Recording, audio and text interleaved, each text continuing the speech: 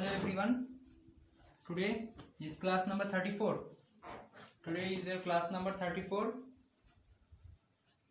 for EMFT. Okay. So today's topic will be magnetic torque. Okay. So first write down the. So it will be now topic number 8. It is the topic number 8. Magnetic torque.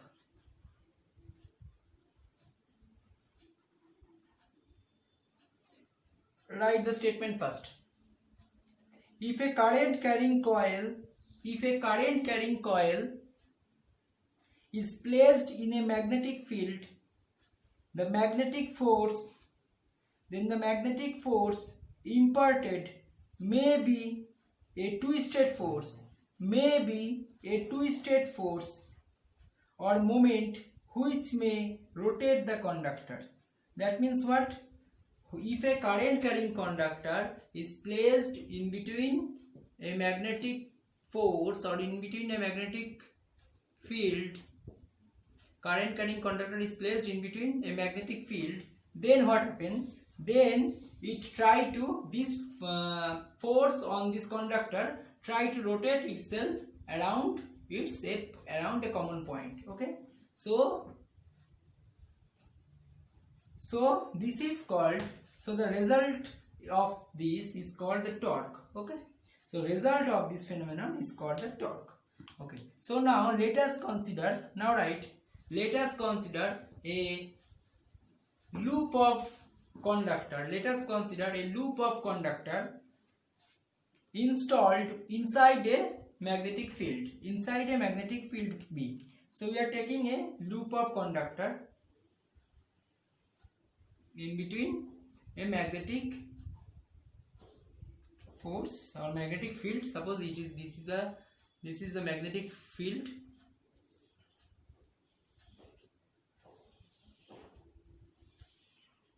B. Okay,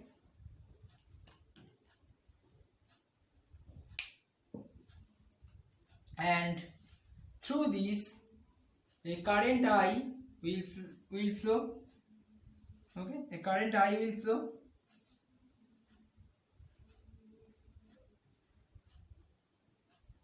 and the length of the conductor say L and width of the conductor say W. Okay, so write the total force acting on the loop. The total force acting on the loop will be F equals to what? B. Okay, so actually first write the dF. Okay, dF will be BIL sin theta. Okay, so that will be I taking common B cross L. Okay, so F will be equals to integration of dF, that is I integration of B cross L. Okay, now equals to B cross L, or you can say first we are taking in differential length. Okay, so dl first, instead of total length we are taking a differential length first. Okay, so integration of I dl cross B. Okay,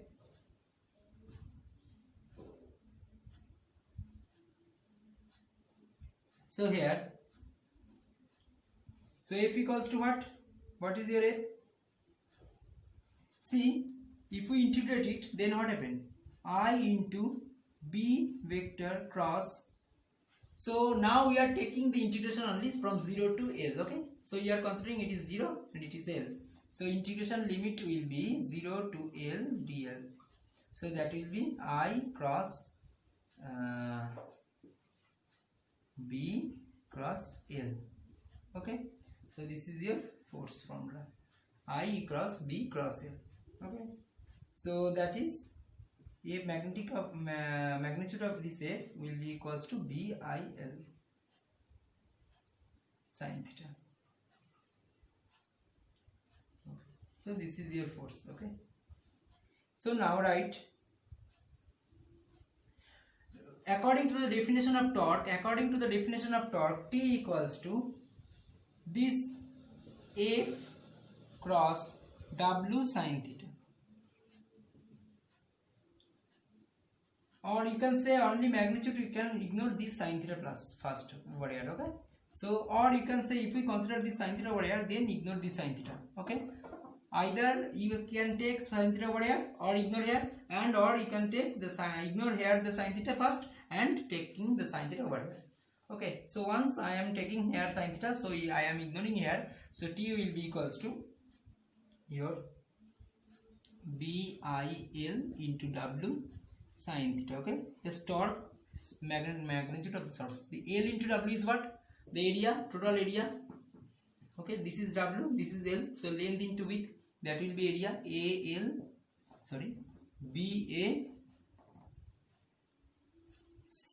BAI sin theta. Okay, BAI sin theta. Torque T equals to BAI sin theta. So that means T equals to, if we consider that it is a vector, then it will be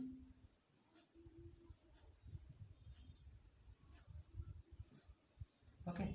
So if we consider it is a vector, then it will be I taking outside B cross A. Okay, so this is your torque expression. So now right, we define M equals to I into A vector. That means the current into area. So it is called magnetic dipole moment, here. Okay, so M is called, by taking M as a vector, so I cross A, the direction will be A n cap. Okay, so by putting here, so T vector equals to M cross B. Okay, so this is your another torque expression. So ultimate torque expression will be this. That is T vector equals to M vector cross B vector, or you can say T vector equals to I into B vector cross A vector. Okay, so this is your torque expression, that is the torque experienced by a loop of the conductor when it is placed in a magnetic field, uniform magnetic field. Okay, so now right, this is the product of the current and the area. This is the product of the current and the area, product and the current of the loop, and its direction is normal to the plane of the loop, and its unit is a ampere meter square, ampere into meter square. Okay, so this is your topic number 8. Now I will move into topic number 9.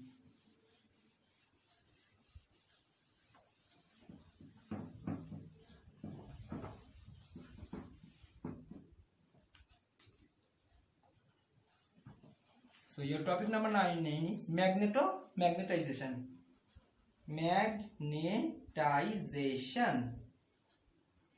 or magnetic polarization.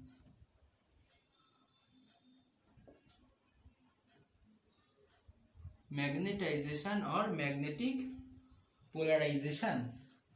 Okay, now write the amount of the magnetic moment per unit volume. The amount of magnetic moment per unit volume is defined as the magnetic polarization or magnetization, and its unit is ampere per meter,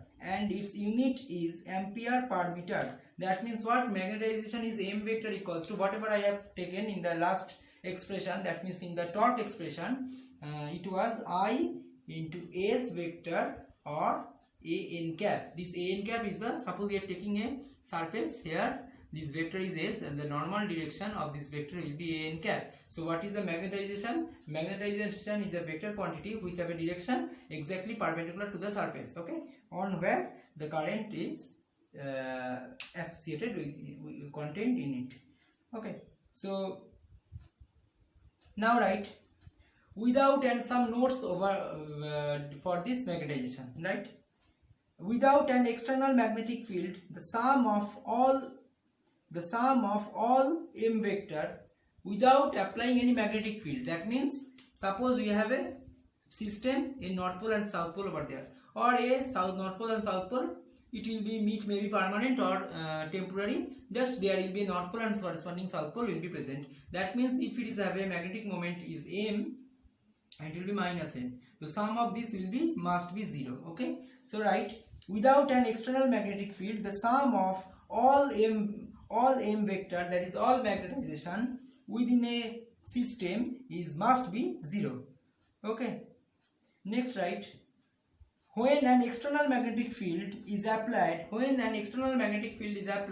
then actually there will be a resultant M will be developed inside the system. There will be a resultant M vector, that is resultant magnetization, is developed inside any system. Okay, and which is not zero. Okay, thus the material exhibit as a magnetization, and thus the material exhibit as a magnetization. Okay, so then write, if there are capital N atoms, so if there are capital N atoms in a given volume del V, so we are taking a volume del V, there are capital N number of atoms, then the magnetic moment can be defined as small m vector equals to limit del V tends to 0 summation of all m's, that is I to capital N, for all atoms, that is mi vector divided by del V. Okay, so by taking the limiting tends to 0 limiting value of the volume and adding all the magnetic moments of a particular volume, which will be equals to a resultant magnetization. Okay, so so this is your magnetization topic. So now I will move into the topic number 10 of this module. The topic number 10 will be, right, magnetic susceptibility. Topic number 10, magnetic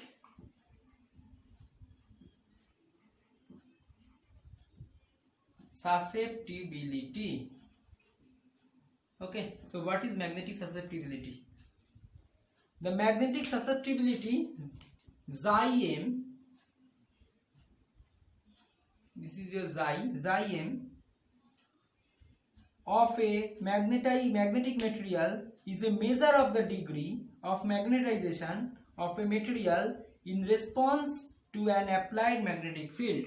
That means if we consider a substance having a susceptibility xi m and it is a measure, so xi m of a magnetic material is a measure of the degree of magnetization of it in response to an applied magnetic field. So how suppose we are applying a magnetic field B over here, then what happens? Then it will be magnetized, right? This material will be magnetized. Okay, so the degree of the magnetization of it will denoted by xi m. Okay, will denoted by xi m.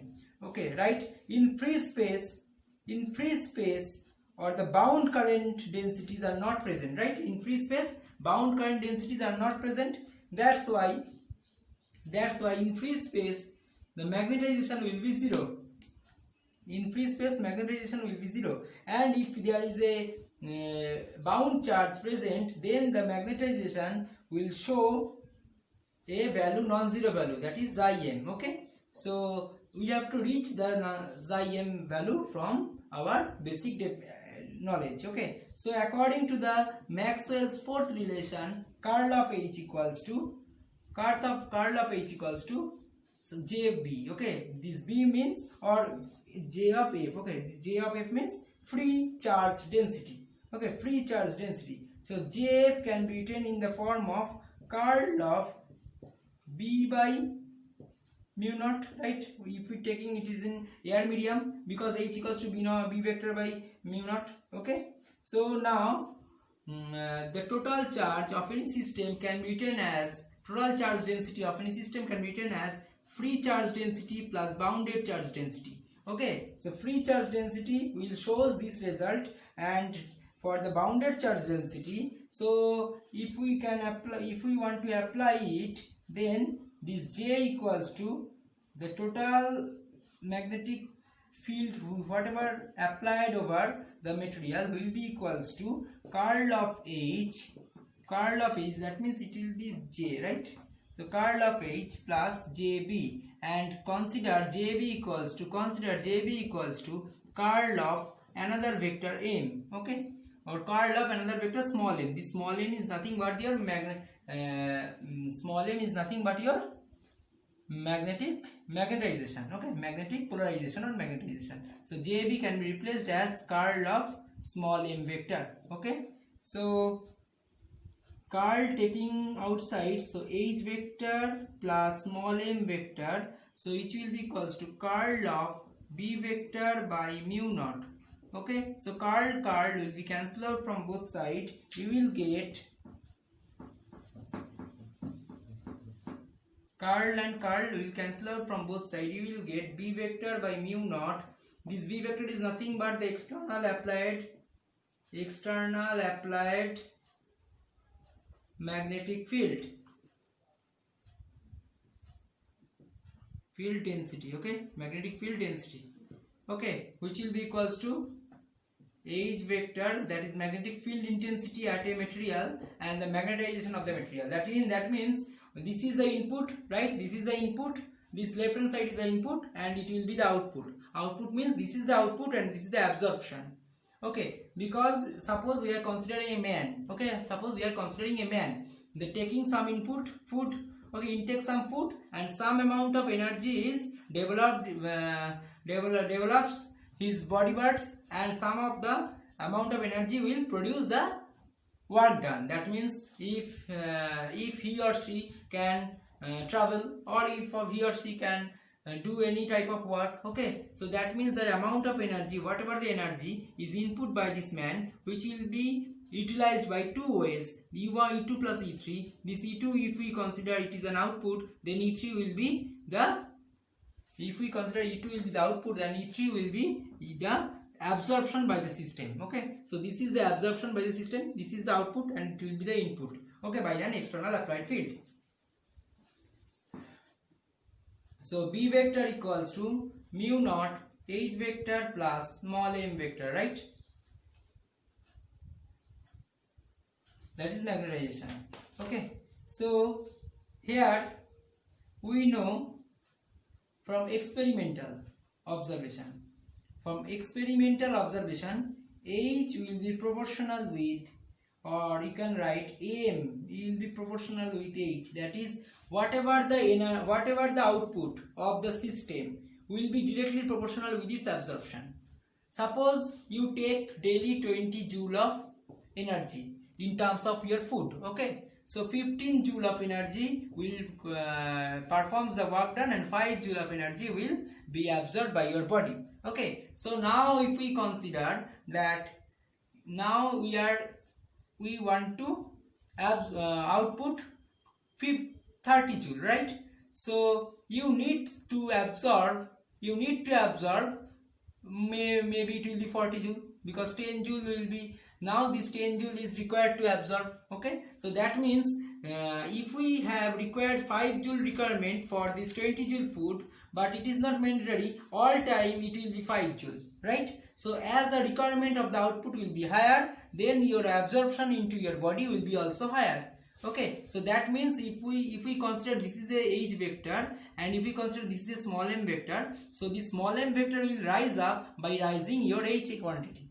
Okay, that means this m vector is also directly proportional with H.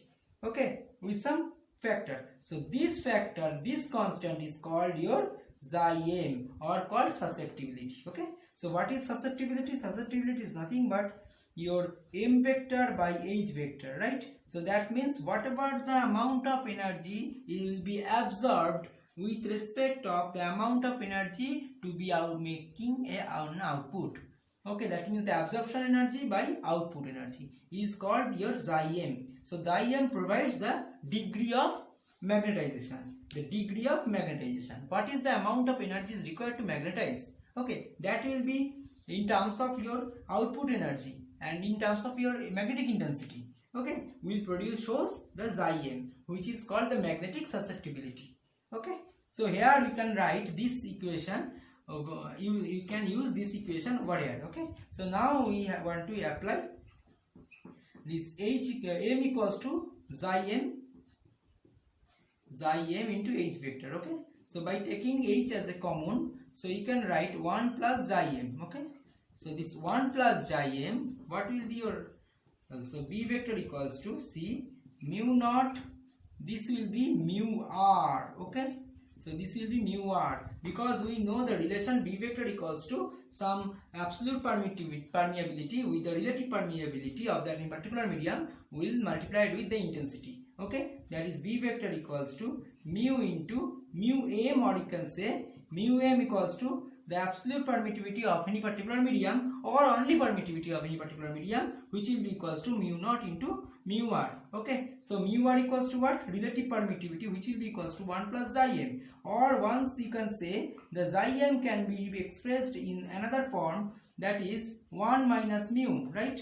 So 1 minus relative permeability will produce your susceptibility, magnetic susceptibility. Okay, so the according to this magnetic susceptibility, we can conclude that the magnetic susceptibility is, now conclude it, the magnetic susceptibility is the ratio of magnetization to the magnetic field intensity. Okay, the ratio of magnetization to magnetic field intensity, that is xi m equals to m vector by h vector. And also you can say the susceptibility is 1 minus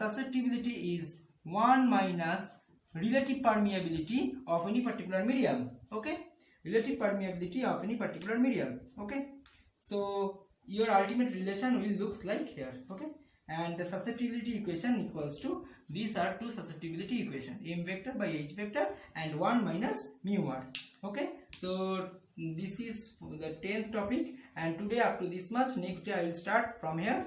That means the topic number 11 will coming, so, and the topic will be here the classification of magnetic materials, and then you have to learn the hysteresis, then finally you have to learn the boundary condition. Okay, then this module will be completed. I think this module required 3 more classes to be completed.